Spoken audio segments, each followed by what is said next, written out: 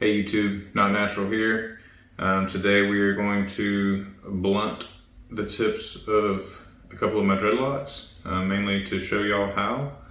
I had my first set of dreadlocks blunted, all of them, and it made them heavier, I could shake them better. They looked really mature really fast having the blunted tips, I think. I really liked the look that I had with them. I did enjoy the blunted tips, but the worst part about having dreadlocks for me has always been drying them. I wash my dreadlocks a lot, 2 times a week at least, sometimes 3 or 4 or more in the summer, depending on my activity, I guess. Either way, having the wispy ends, it just drains water better. Having they taper off, it drips and wicks the water like it's supposed to. When you have a ball at the end, the water, of course, sits in the bottom, a little better. It's almost like you've woven a little basket with your hair, where this is a natural dripping edge, So that's why I didn't blunt the tips of these. This set is extensions, obviously. There's videos on how to put in extensions. I cut my dreadlocks off and missed them, so grew my hair back out and got some human hair, made some dreadlocks, and installed them.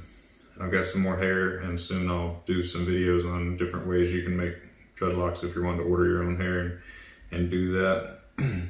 I'll show you maybe 2 different ways, I guess, of how someone would say you would do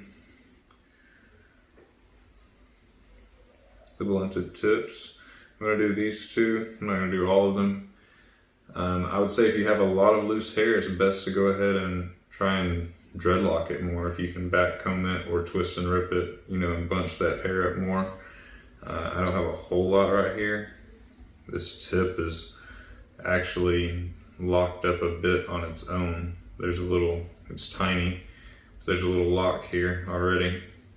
But what I would do for this much hair is I would just friction kind of spin it in the palm of my hand, forcing down. Like I grabbed the last known thick end of my dreadlock, what you would want to be blunting to, most likely. I'm getting all these small hairs wound into a little matted ball, right? And then I'm going to be pulling those straight into the end of my dreadlock. No folding anything back on itself. Just in one pull, I've already pulled a big portion of that knot I just made in. Once you pull it in, let go with your crochet hook. You're always wanting to grab, pull, and let go. Your hook's only one way. I like to keep my thumb on the side of the hook always, so I know I'm always hooking down to my thumb and letting go by releasing off of my thumb. And that's the pattern, the motion that I do. And if you always do it the same way, you're less likely to make mistakes. You definitely want to let go of the hair. If it starts popping and breaking, you'll know that sound. You'll hear a scratching sound naturally as the crochet hook brushes across hair. I'm not sure how well you can hear, but when you're in there, that scratching, that's fine. When you break a hair, I don't know, I just broke one. I don't know if y'all could hear that, how well you could hear that, but it's definitely a different sound, different feel. You'll know. Don't break your hair. I just broke one. These are extensions. I'm not super concerned. It's also at the end.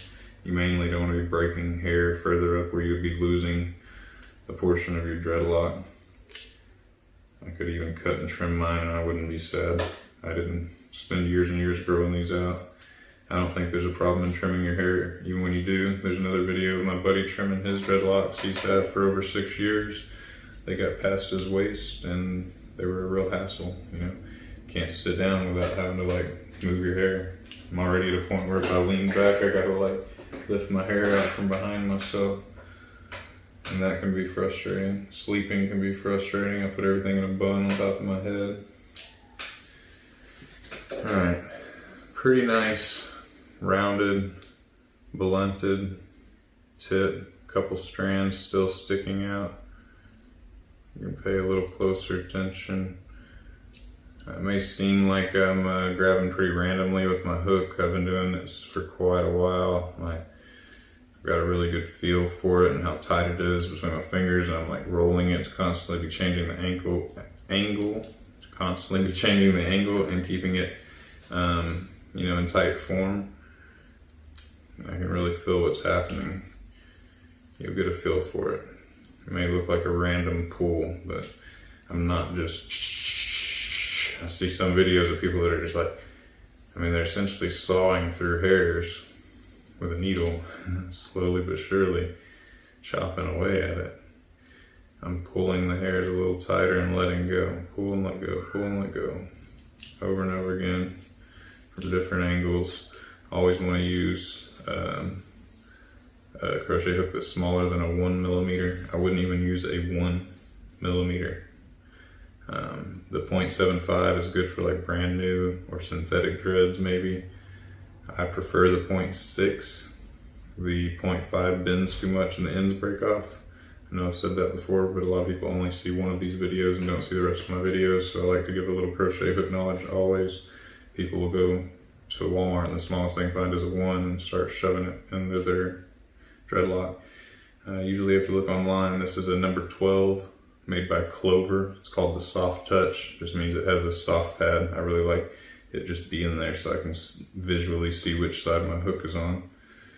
I would say that tip is blunted versus was a wispy tip.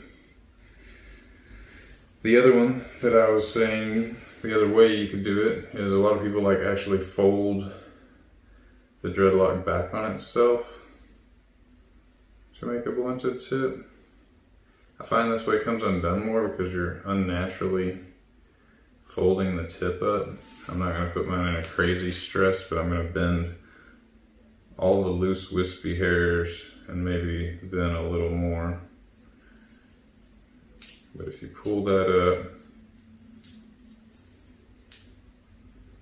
and lock it in, then there's no need for that whole frizzing it into a ball portion.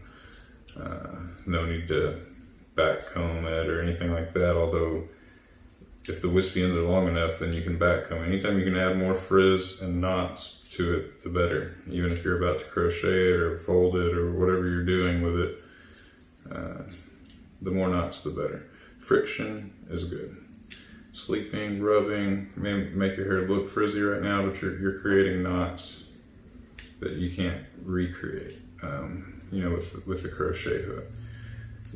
Your hair will not naturally much tighter than anyone could ever make it falsely. In a proper way anyway. You can over tighten dreadlocks too and become rock hard. Can't get things in and out of them. They won't even take on water very well. Don't overwork a single area of your dreadlock. Really, you shouldn't overwork your dreadlock with your crochet hook. I try not to mess with the length of my dreadlocks when I do maintenance. I'll do just, you know, first 4 inches maybe of each one.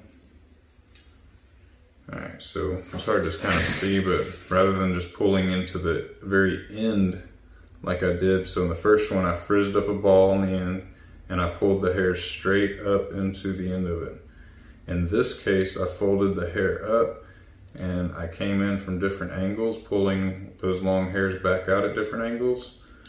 And then I went further up with my hook, going into the dreadlock so that it come out about like right there. And as there were long hairs sticking out, I was grabbing them, pulling them inside and letting them go and going back out. So I only make one initial entrance on this side, but I make multiple exits. So I exit out, back to the center, let go, and back out without ever actually coming back out of this side. And I'll do that at multiple angles. So I'm rolling the dreadlock and I'm actually getting multiple angles with only one entrance. It's not as important with looser weaker dreads. I made these and put them in back in October. We're in May, so these are 7-month-old dreadlocks. Like the whole dreadlock is only 7 months old, so this is still considered an immature dreadlock. They look really mature because I've crocheted them and worked on them to make them look that way. Either way, 2 different methods. This folded up version, you can almost see where it folded up. I prefer to frizz the end and pull it directly into it, and it's like you've just extended the length of your dreadlock rather than folding up the tip and working it into the end. I feel like that wants to come undone more. Your hair is naturally trying to like unfold wherever you clamshelled it. Where this way, you just extended your knots and you pulled it in. This is how all my other ones were blunted. Were from me crocheting it and not knowing any better really when I was just learning with my own hair. I mean, I knew better. I'd watch videos, I knew what I was doing when I was blunting them, but I hadn't fully considered the water aspect, I guess.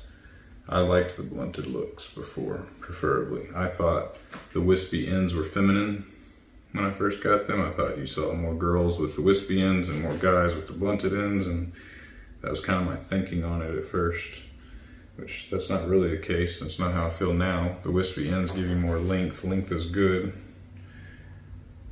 and definitely better for drying. Now I've got these 2 purposely blunted tips. You could also brush them out. You decide you hate them, comb the ends out. If you cut your hair and you want wispy ends again, brush a couple inches out. These are simple things to do, not too bad. Don't forget to use a crochet hook that is smaller than 1 millimeter. And wash your hands, stay safe. Go follow my daughter at She Skates 926 on YouTube and Instagram. You can find me on Instagram as well at KnotNatural. The O is a 0 in my at KnotNatural, KN0T natural. Same thing for my Gmail and everything. It's all KnotNatural. My Gmail is KnotNatural and the number 1. If you want to send me anything, ask me anything, be happy to answer questions. You can leave comments. We'll try to make some more videos soon. Peace out.